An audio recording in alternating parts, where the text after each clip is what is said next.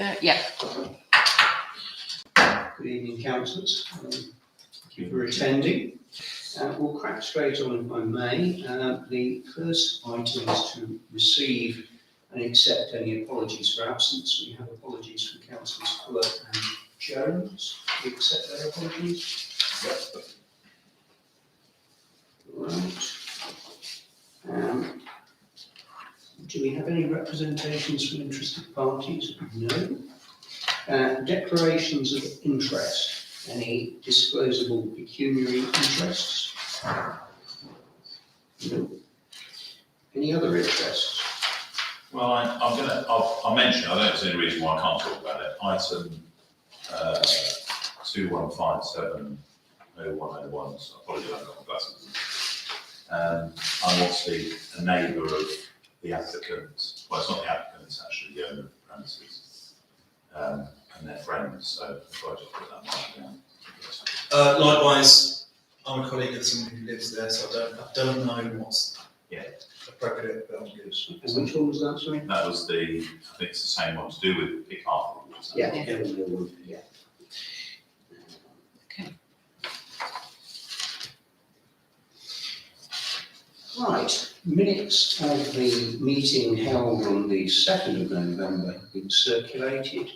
Present were myself, Councillor Chesser, Councillor Davies, Councillor Fuller, Councillor Jones and Councillor Arnold. Would you like to propose these minutes, Councillor Chesser? Yes. Good. Good to have a second. I think you just beat it. Right. Are we quorum, by the way? Yes. We are quorum. In fact, we're quorate with only 3. Oh, okay. But I prefer it not to be No. That was 3. Right, just move on to the side.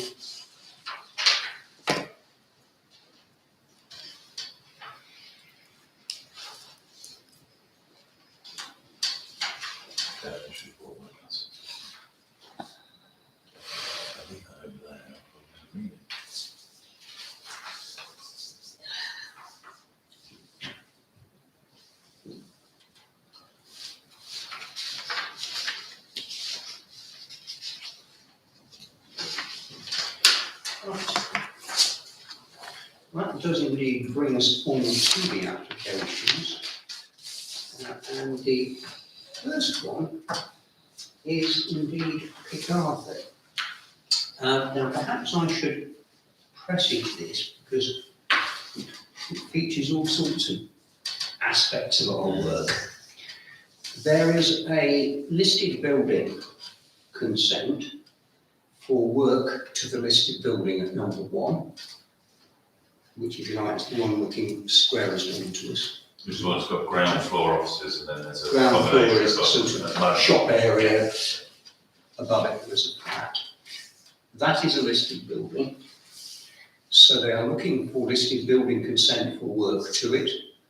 They are looking for consent for the development, but in order to do that, they need change of use for both.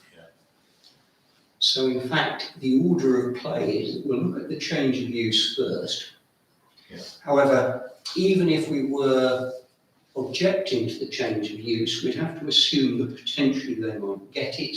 Therefore, we should go on to look at the substantive applications, both for the listed building and for the other. Although it kind of follows as night follows day, if in fact, ultimately, change of use fails, everything fails. And they, from their point of view, this is a rather all or nothing type application.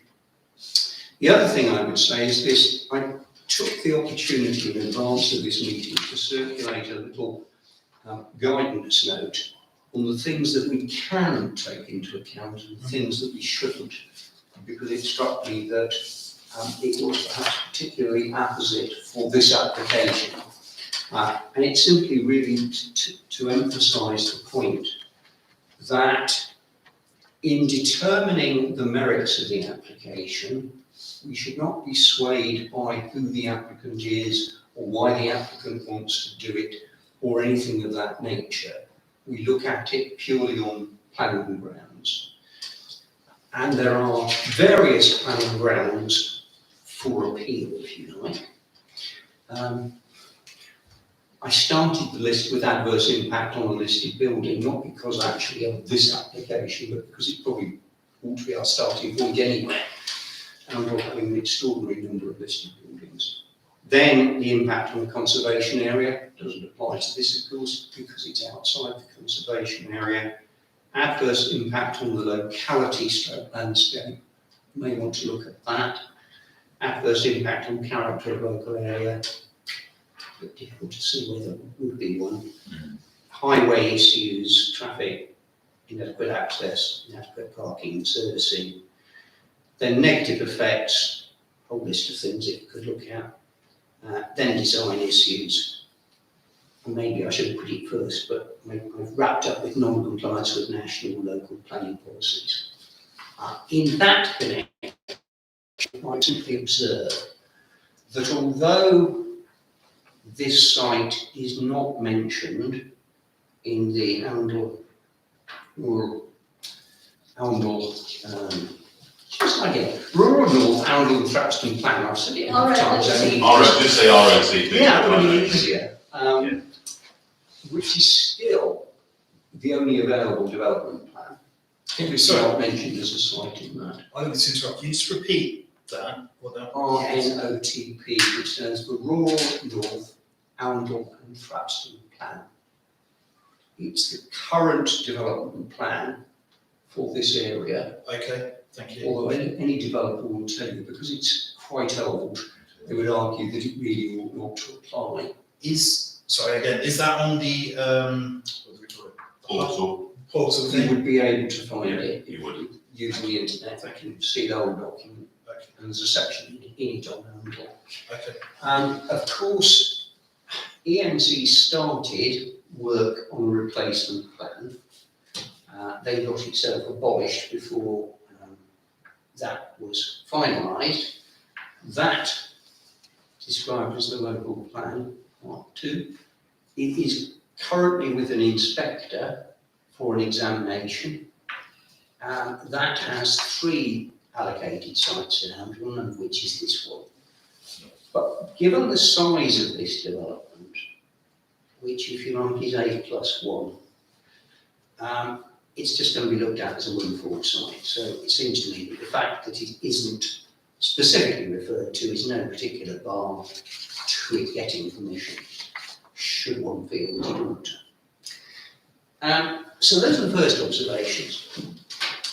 That gives you a kind of visual on what it might look like, assuming you were coming into Arundel down Station Road, and instead of seeing the garage in front of you, that's broadly speaking what you would see. And you'll notice that the closest of the terraced houses is at a slightly lower height and doesn't have a dormer window because it's the closest to the listed building. I don't know if it's possible this. If you go through this, just scroll down through it a little bit. I'll tell you when to stop. It's not very far. It's not actually that long a document in the circumstances. So there's the site. I'm sure we're all familiar with that. And there's some photographs showing as it is. And that's it. Right. Whoa. Well, it's not much good. It's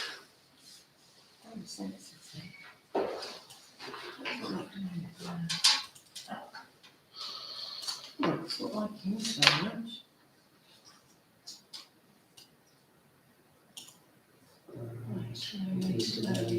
Yeah, I think it's the other way. We've got to go up.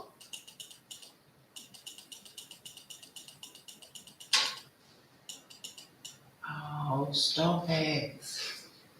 Why? It's page 7. In case you're Can I go from page to page? Yes, you, where it's got plus and minus, you can type it where it says 20. All right. Yeah, What page did you say? 7. And then, there you go. I'm not touching it. Very useful, thank you. Okay, I must hesitate to suggest, can we move it up so marginally? Okay, right, vote. Okay. This, on the left-hand side, was their pre-application plan. And it has one or two major differences. There's an extra property there that they took out because it gave greater space around the listed building. So instead of there being 7, there were 6. Those two got reorientated so that they actually faced the road. The link to Bridge View has gone, and instead you have a turning circle there. They're the kind of key differences. Now, in terms of, if anybody wants to see any of the others or pretty pictures of artists' impressions of the buildings, we can do. But in terms of the change of use, I guess the issue is this. It is not particularly an industrial stroke commercial area. It was arguably a little more so a few years ago, because where Bridge View is now used to be a co-op, and prior to that it used to be Ben Burgess's. But it's now residential, and this site will basically kind of latch on to that one. Of course, just up the road on, so if you go round the bend that way, you've got the wharf development. I think we can now call it development rather than redevelopment, because it's been there a fair old time with the tap and kitchen and the brewery, various other businesses. And of course, on the other side of the road to that, you've got the Riverside Maltings, which is for those aged 55 and over. And just a little beyond that, there is actually a couple of commercial units on the left-hand side as you kind of approach the bridge area.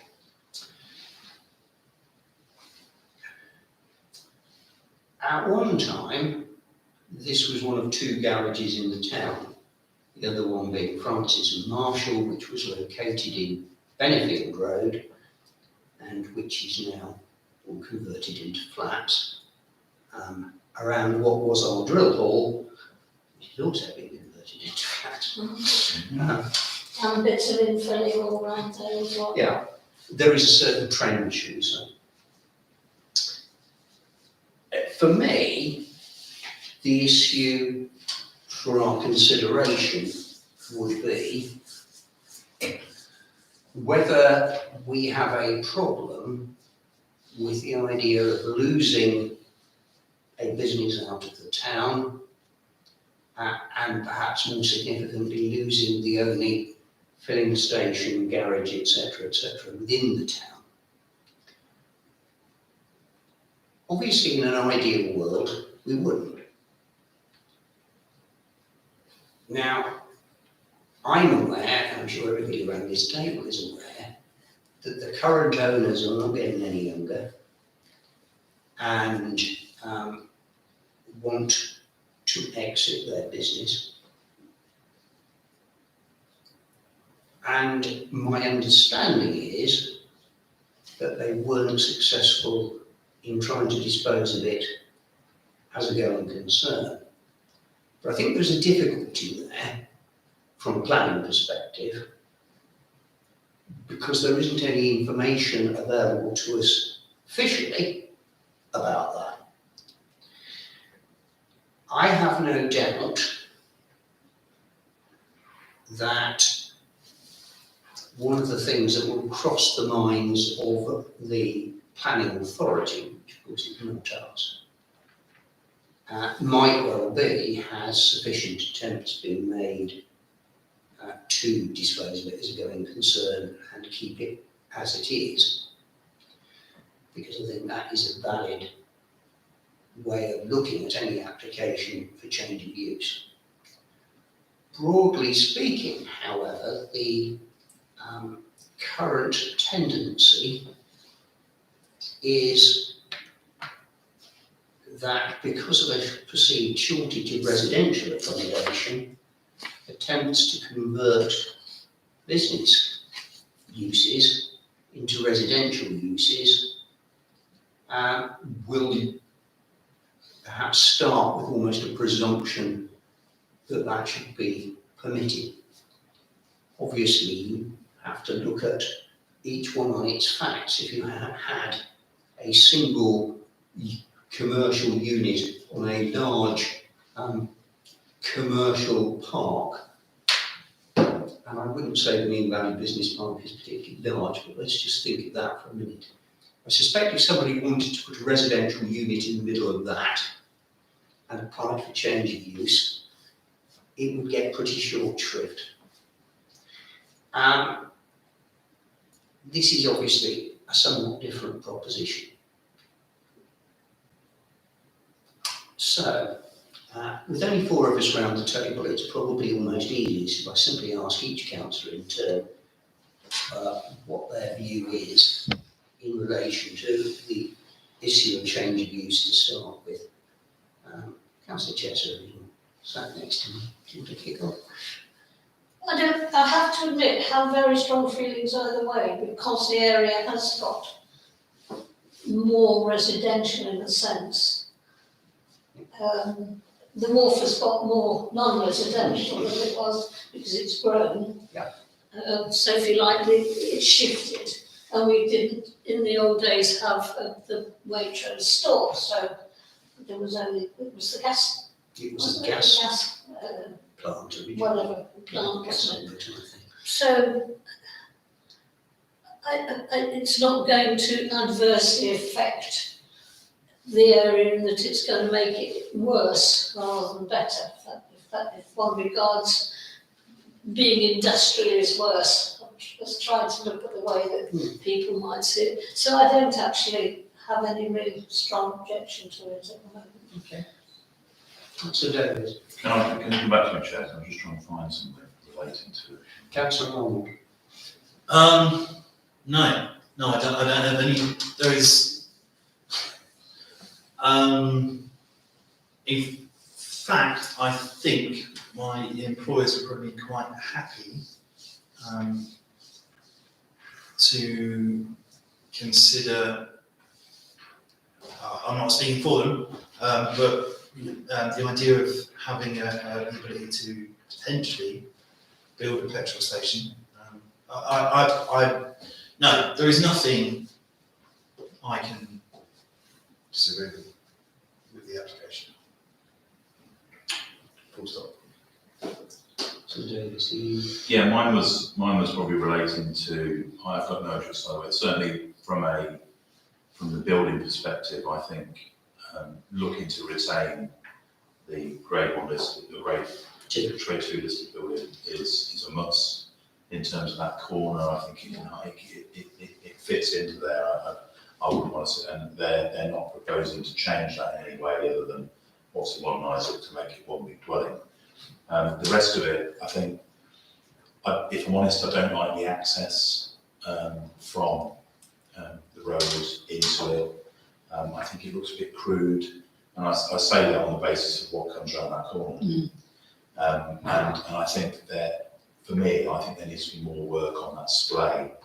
And if that means they've got to redesign where the left-hand side one is, where it fits in where the garages are, because where their gates currently are, I think that's where that's going. And I do think you come around that corner and it's sort of there. It's difficult to get out. And that's right. So from a aesthetics, that point of view, and I think there's an opportunity there to sort of look at that And make it safer. and make it safe, I think. We've obviously moved on from the change of use, I think, given Yeah, well, on the yeah, basis that it's fairly clear that nobody else has any particularly sort of strong views, stroke opposed views, or actually support. I think for me, I think it's difficult because again, knowing what I know about from the applicant, not the applicant, but the owners, you know, they talk about electric vehicles coming on stream. They talk about the petrol usage. They talk about MOTs are such that it's getting more technical. And you rightly say, Jay, you know, the individuals that own the garage are at an age where they probably don't want to expend monies to do it, and they had, from what we know, what I've been made aware, they have sought to try and sell it as an ongoing concern because of the, I think, the issues around, what you just said about electric vehicles and those sorts of things. I think it's one of those that's cost prohibitive for certain people, for certain companies to come in and probably want to spend that money. It's just my sort of view on it. Okay, right. If we take away the change of use issue on the sense of saying that we don't object to that, in terms of the work envisaged to the listed building, the observations are that the listed building will look a lot better disconnected from the garage as it currently is, canopy attached at one end, various accoutrements relating to a garage around it, and attached through to the workshops via the showroom extension. The actual works envisaged to it seem sensible. The main entrance will now be back to the, what I'm going to call the old front door. So as you approach it, coming down the road, you see this doorway. Yeah. But in fact, what you actually do is you go off the forecourt in order to enter the ground floor of the premises currently. But it would reinstate the door, and then I think there's some blocked up route to the stairs from there, and that's going to be opened up and so on. I would guess our only comments are going to be that we would have no objection to the works envisaged to that, subject to any contrary views of the conservation officer, in case there's anything specific that he doesn't like, but I think that's pretty unlikely. That then brings us on to the merits or demerits of the rest of the application, and Councillor Davis has perhaps, seems to me, identified a key issue. So I'm going to go over there again. There is a drawing of looking at that property that's on the left. Yeah. I mean, one of the street scenes. here we've got, There's a street scene on there. yeah, here we've got the access road in with the turning circle that I referred to. And each of these properties has a double parking space for all of those.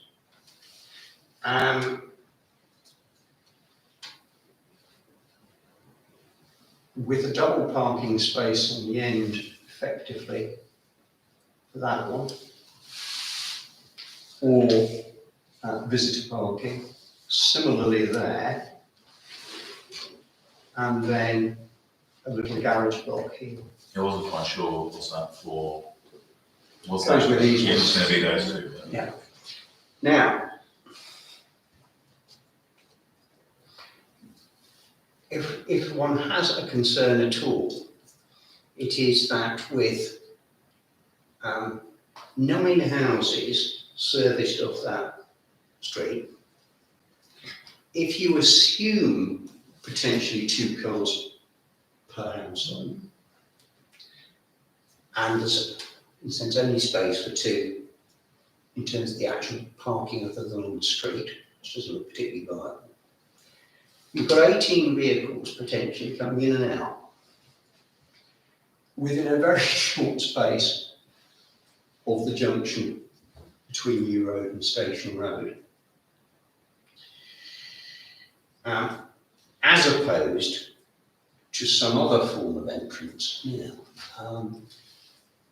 If you came off this altogether and went to the location plan, which I think is pretty much at the top. It's one of the street scenes, it's very good. Yeah, we're about to look at that. What's it done? It sometimes does that though when you're. Yeah. Online, Maybe go back I have to into come it. out of it. Yeah. Try doing that. Right. See if we're Down, suppose. Street scene preserve. The middle one, you go to, yeah. This one. It's funny, I thought it was a location plan, which, not the aerial view, yeah, can you just keep going? What's your location plan? That's totally nothing. Totally nothing. I'm sure there was one further at the top. That's the one. There it is. Yeah, that's the one it wouldn't let us in a minute ago though. No, it's not letting us in, that one. Can you come out of it altogether and see if you can get back into it? And the only reason for looking at that was to look at, because obviously the new road, Station Road junction, we can all envisage. What perhaps we might also want to think about is the Bridge View entrance, just beyond this development.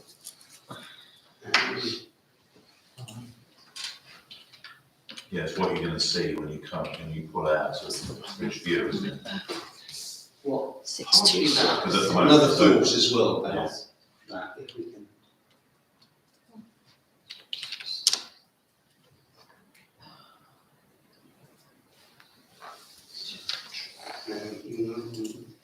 It won't do that because you'll either need to put. Just put the number in, just put the 01626 in, and then, oh, there you go. Right. So we go back to documents, try and find that location plan.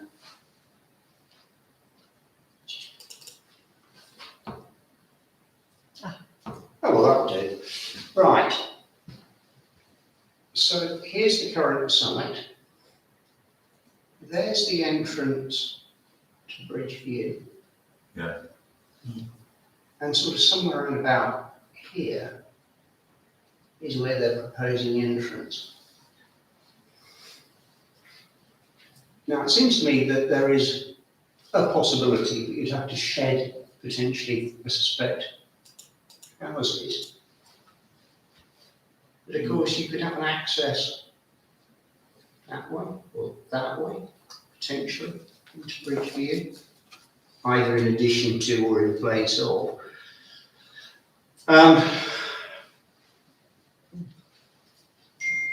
Because I think, in terms of the overall concept of the thing and what they look like and everything else, I suspect nobody's got any great issues with it. If anybody's going to have an issue about anything, it is this issue of the access and egress from the site, and whether or not that's going to cause traffic issues. What is interesting though is the height. It's almost, there's some height issues, I think, around the height of the listed building compared to the other. And I think if you look at this, one of these, Well, that, of course, as I pointed out earlier, with that street scene, Yeah. but you see it better. There is do some of I was the other trying to find things. They did cut down the roof height of the terrace property closest to the listed building to try to Yes, because that's, lessen the impact on the. It's the second one. It's the second one where it says internal. No, it's not internal street. It's above it. It's the one above internal street. I think, where it says North Street. You look at that one. North Street. It says North Street. If you go further down, so North Street. There you go. You look at that one. Yes, so North Fourth Street from the is bottom. about. Well, That's- this is about again. Really to get into. Why does it like this? Can you work out the number again? And let's do it either way. It's if we can. it's just North Street. It's about halfway down on the left. yeah. Plans, drawings, images. North Street. Oh, Street yeah. scenes. Just see if you can. grab it quickly. Is that the view? Yeah, that's the view. It's supposed to give us just the height of how that looked compared with the. Now, of course, you're right. And then you've got the wall going around the corner, which you just pointed out. There may or may not, could or could not be an entrance in. Not a wall, it's more of a fence, isn't it? I mean, I suppose the other issue is this. These 4 properties are, I think, all 3-bed. And the others are 2 on. And these are 2 beds. If all of them had the same height as the end one, Yeah. and they were all perhaps restricted to 2-bed, then arguably the impact on that building over there might be lessened again somewhat. But if you look at the other one, Lisa, which is the internal view New Road, that's another interesting one, because that will show the entrance way from New Road, the size of that property. Internal view New Road, the bottom one, you know, street scene. That's it, yeah. If you look at that one, it dwarfs it. Oh, right, yeah. Yeah. Well, in terms of this property as well. Yeah, that one dwarfs that other one, which I just think that if that's offset against the other side, that's going to be the same size as the other 3 beds. Yeah. It just It looks looks a exactly bit the same. overbearing in terms of that side. But I know it's not our decision about. Well, it's not, but I think it's a perfectly valid point that having reduced that. Having a lovely listed building, and then we're going to swamp it. Yeah. It just looks swamp to me.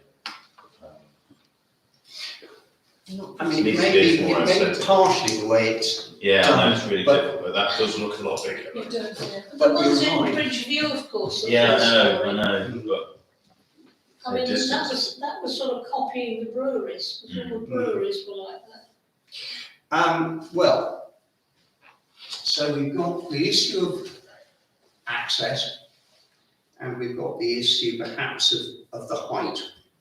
A, of what we're going to call the detached one, the one that we're looking at although they are particularly. 2 centres, I think. B, well, yeah, when I say detached, Yeah, detached yeah, from the terrace. From the other 6. So that's a semi, and then we've got the terrace on the other side, which is a run of 6. Do we feel that, taking the one that we're looking at there now, the height of that should be reduced in line with the height of the, we're going to call the first of the terrace properties? Even if at the It'll make it expense of look- a smaller property. It'll make it look more reasonable against the listed building. And secondly, do we think that the whole of the terrace should be at the reduced height?